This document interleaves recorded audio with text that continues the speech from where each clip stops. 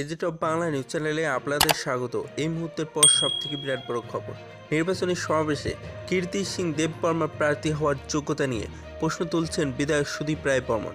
বিস্তারিত জানিয়ে দেবার সঙ্গে থাকবেন।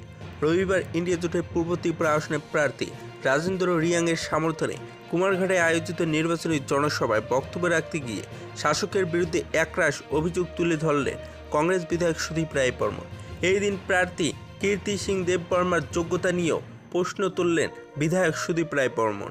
তিনি বললেন, রেপ্তি ত্রিপুরা, যিনি পূর্ব ত্রিপুরা আসনের সাংসদ, তিনি একজন শিক্ষিত ব্যক্তি যার জনজাতিদের সঙ্গে জীবন জড়িত এবং তিনি হতে পারেন বিজেপি, কিন্তু জনজাতিদের মাটির সঙ্গে তার যোগ রয়েছে। কিন্তু বিজেপি এবার পূর্ব ত্রিপুরা আসনে যাকে প্রার্থী করেছেন তার শিক্ষাগত যোগ্যতা নিয়ে প্রশ্ন উঠেছে।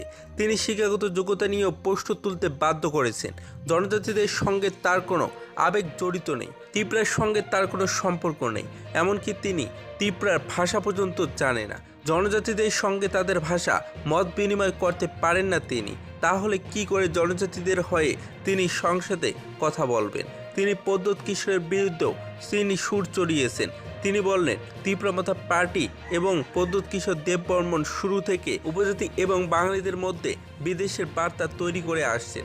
তিনি সবসময় উপজাতিদের বাঙালি বিরোধী কথাবার্তা বলে উস্কানি দিয়েছিলেন, তাই তিনি কোনোভাবেই ধর্মনিরপেক্ষতা বজায় রাখতে পারবেন না। তিনি বললেন, উপজাতিদের বিভিন্ন স্বপ্ন দেখিয়ে বিভিন্ন দাবি করে এনে এখন বিজেপি জিন্দাবাদ বলে ঘুরে বেড়াচ্ছেন প্রদ্যোৎ কিশোর দেববর্মন।